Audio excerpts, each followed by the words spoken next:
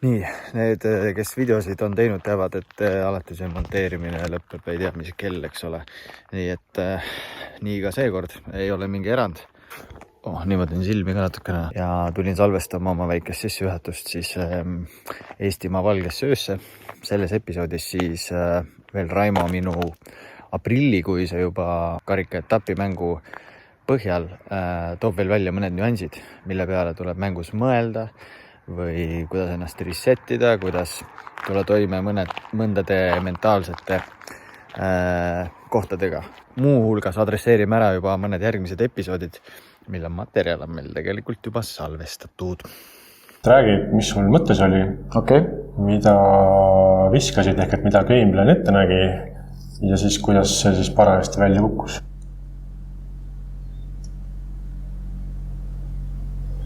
See näeb ikkagi kriis välja. Ja sain kohe 3. puu.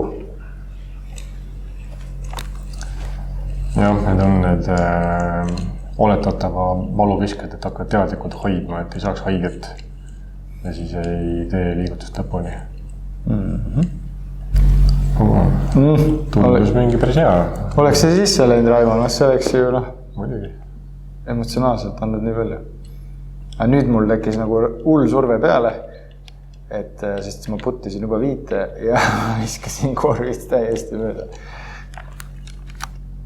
Nüüd keegi viska trennis korvist täiesti mööda nagu 5-6. Tõsi, nii ta on paraku, aga jällegi võistlusringil hakkavad need kõik eelnevad mööda visatud visked kummitama. Kui sa korra juba mõtled ära, et ma eelmiselt panin siit mööda, et äkki nüüd läheb ka, siis tegelikult peaks minema tagasi, lükkama särgid puhtaks. Ja siis minema uuesti ja hakkame tegema seda asja. Aga ma lihtsalt sportliku vihaga läksin uuesti puttima sama kaugelt ja läks sisse. No just sellepärast, et nüüd on see pinge läinud, et teise teedki pinge vabamalt. Ja tavaliselt ta nii läheb ka tegelikult. Ja siis ma mõtlesin, natuke läheb üle, pole hullu, aga siis ta läks järsult täiesti teisele poole. Ma viskasin Heiseris, siis ta oli mingi hetk 90 kraadi ennast korrigeerinud nagu. No eks need tuuleiilid.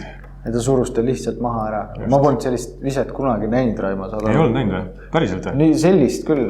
Ma tean, et vahel tuul võib ära teisele poole, aga see oli see, et ta läks nagu niimoodi välja mu käest, siis läks täiesti üle ja siis otse alla nagu.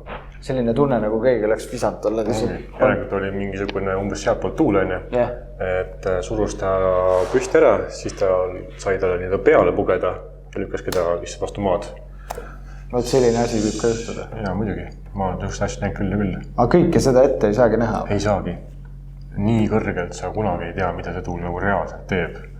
Et sukse tuulega tavaliselt ongi niimoodi, et paned teele ja siis hakkad vaatama, mis siis nagu juhtuma hakkab. Tundus, et Saaremaal on mingi õhutontiga. Teeme ära nagu väike puhastusvõistlus oli seal.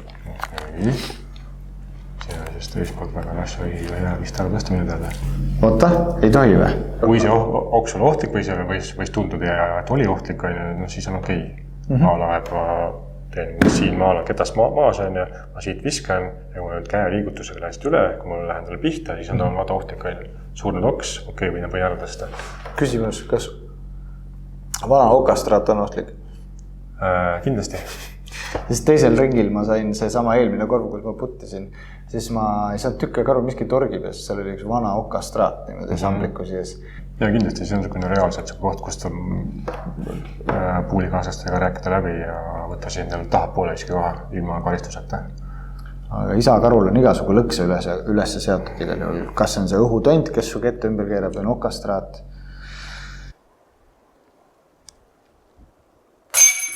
Opa, läks südamesse. Hästi. Emotsiooni küll. Ruskad ka. Iga kell. Kas niimoodi on õige mõelda, et kui tuul nagu on näiteks tagant, et siis ma sihingi korvis kõrgemat chainlinki või? Jaa, sellepärast, et tagant tuul surub kett allapoole putti mõttes. Siis peabki nagu võtma sellest kohast, kui ma tavaliselt putti natukene kõrgemale, et siis saab minna. Sõltub muidugi ka sellest, et kuidas sa putid. Ja panen nagu nõus appi natukene, siis igal juhul see tagant tuul lükata allapoole. Juba ka kohe selle peale mõtlemagi. Palju oli normaalne distants? Mida sa läksid püüdma sealt tegelikult praegu? Palju vaja oli? No ma läksin püüdma, et ma viskaks vähemalt 80 meetrit kuskile teeserva. Okay. Nii. Saint Pro on vähe pikema viskajaks, on ju? Nii ja naa. No, iseenesest küll jah, aga Saint Proga ka annab ka 80 meetrit ikka ära visata. No igal juhul Saint Prod ma viskasin oma vale tehnikaga, aga kuulges enam-vähem mööda teed, et midagi katastroofilist ei olnud. Jäin tee äärde, sambliku šisse, aga mul ikkagi valu oli nii palju, et ma pidin võtma kore ja proovima kergelt üle minevat visata. Okay. Kuidas üldse nagu sellest nagu välja tulla, kui sul vigastus hakkab segama ringi, aga sa ei taha ju alla ka anda, et nagu maha tulla? Et sa peadki ümber mõtlema, kuidas sa viskad, et... Jah, tulebki ümber mõelda lihtsalt, aga jällegi, kes seda sellist asja nagu ikka ette mõtleb, et mul ringi ajal võib tekkida mingi vigastus ja ma ei saa enam visata näiteks kas eestkätt või tagantkätte, ma pean üle minema täiesti teisele käele. Et siis peaks olema ka vastavalt kettad kaasas, millega saab natukenegi kompenseerida seda asja. Kore iseenesest tegelikult natuke aitab, aga ta pigem aitab sellised lauged asja, et kui sul on vaja ikka minna eestkäega korralikult. Et feid oleks ka? Jah, siis on ikkagi nagu pahandus nii ehk naapidi. Või siis teine variant on see, et siis sa pead olema nii hea tagantkäega kui Albert Tamm, et lähed üle puude. Ja viskasin Kristi nii ketast. Ja ta ei flippinudki. Vaid maandus korvist kaugele ja nüüd, kui sa vaatad, siis korvi taga on kohe väike kukkumine. Aga see kukkumine teeb ainult mingi meeter natuke peale. Ehk siis ta nagu mängib su ajuga rohkem, kui see asi väärt on. Et tegelikult, kui sa viskad korvist mööda, sa ei jää aga väga kaugele nagu. Et ta ei jäägi kukkuma, et seal tuleb tegelikult uus platoo nagu. Aga poisil oli parri isu nii suur, et mõtles, et panen need sõrmed korvi peale ja lihtsalt peab proovima sisse saada. Oppa! Varsti. Mis sa ütled? Mis midagi, väga julge. Drive'iks sama hästi kui putiks, et siis oleks juba midagi mängu moodi. Mis sa arvad oma follow-through asendist? Mis sa ise arvad? See on nagu oleks midagi muud visandud. Mitte ketast. Samas... Vasakukäelise odaviskaja. Ja, aga samas kas mitte... Mr. Orum ei ole umbes samasuguse asendiga mingi hetk. Vaata, Orum on minu poiss, ma tunnen Orum on minu poiss, et tal on ka see kuidagi kogu see keha motoorika on nagu sarnane. Päris õudne on ise ennast vaadata. Ja tundsin, et nüüd on hakanud parre tulema. Et kuidagi igal tiilalal oli esimene viskaja Indrek Eilel Tambek. Esimene viskab Indrek, kas see kuidagi mõjutab ka? Kas ma viskan esimesena või viimasena? Mind mõjutas, mul tekkis parem tunne, et ma nagu järelikult ma mängin hetkel puulist paremini nagu, või vähemalt võrdselt. Et siis järelikult ikkagi, ma tean, et peaks raja vastu mängima, aga natuke ikkagi nagu mõtled, et okei, ma jään nii palju alla teistele. Mu enda kogemusest või enda nii-öelda aegadest tagasi, ma ka üldiselt eelistasin lisata, et ma saaksin esimene olla, aga mitte põhjusele, et ma olen siis parem teistest, vaid see, et ma ei ela niivõrd siis teiste lisetesse ennast sisse. A-la, et 3 puulikaasast panevad ülihead viskadele, et kurat, ma ei saa eksida ometi, ma pean ka viskama. Aga jälle, üle mõtlemine kohe. Raimo tipp. Et ei hakkaks teiste mängu mängima. Nii on. Ja täpselt siuke vastik koht, et ma teadsin, et nagu ma ei taha välja ka puttida, et siis mul jääb nii palju minna. Et ma... Rumala eestlane. Okei, vaatame ära, mis saab. Tulemus oli hea ju, Raimo, aga... Jaa, ei tulemus oli hea. Aga vaata liigutust. Vaata, mis mu follow-through teeb. Mingi puu on kohe niimoodi lähedane. Siis ma hakkan kohe kartma nagu kätte. Ai, see on normaalne, sa oled inimene. Kõik kardavad. Ei, see oli pull. Ja ullalla, noh, mul oli 20 meetri putt. Käisin tuult mõõtmas. Laiutan käsi, ilma teen. Kuna sa olid puhangud, siis ja vaata siin avaram koht, siis ma tahtsin aru saada, mis seal korvi pool rohkem see tuul teeb. Väikest Niko hõngu on tunda küll, jah. On liiga kaua juba, jah? Tegelikult saaks vaadata, mis hetkel sa sinna tuult mõõtma läksid ja muud jutud. Kui vaatame, siit näitab 34 sekundit. 28-34 ja ise teed sa, oleks pidanud päev juba ära olema ammu. Niko, minu mees. ja kuigi ma olen 4 meetri peal, kas see on nagu normaalne, et noh, kuna mul oli juba võimalus birdit puttida, aga nüüd ma võin korvist veits mööda, et see comebacker ikkagi tekitab natuke hirmu. Ja sellepärast, et nüüd sa juba putid parri, mitte enam midagi muud on ju. Täpselt. Ja mõte see, et kui ma nüüd eksin, siis ma saan ju kurat, saan ju bugi ja seda ei taha keegi saada. Birdis bugiks minna on väga valus. Just. Mis seal aitab on see, et ma trennis panen neid söögi alla söögi peale. Noh, mis me siis kokkuvõtteks ütleme? Kokkuvõtteks ütleme ikkagi seda samat, mida me ütlesime juba esimese 9 kokkuvõtteks põhimõtteliselt.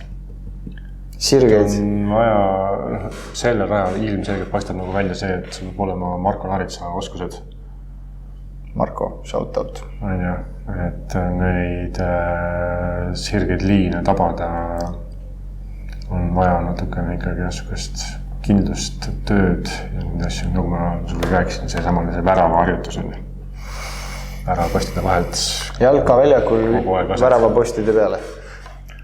Et kui sul ühed maad, siis ongi see, et sul tekib see lihasmälu, sul tekib see kindlus ja lõpuks hakkad sa siis, kui sul kindlus käes on, siis need mingisugused väikesed feided emmale kumbale poole, sa lihtsalt natukene muuda nurka ja tehtud.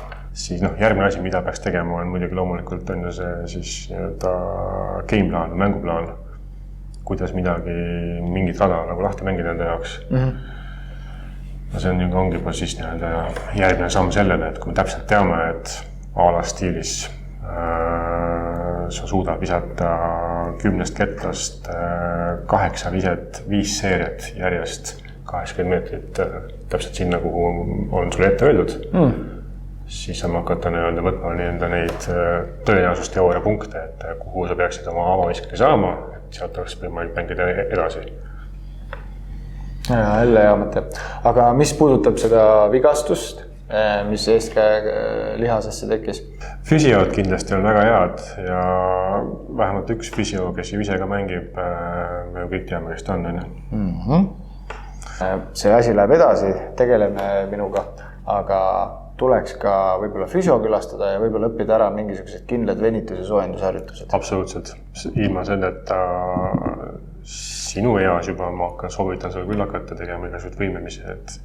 Vaata passi ja võimle. Jah, et kui me räägime, et me hakkasime enam ühel ajal mängima, et sama vana kui sina olin mina, kui ma hakkasin mängima ja kui ma täna ennast tunnetan, siis ma mõtlen praegu juba, et miks ma ei teinud soojendust ja rohkem ja miks ma rohkem ei võimelnud.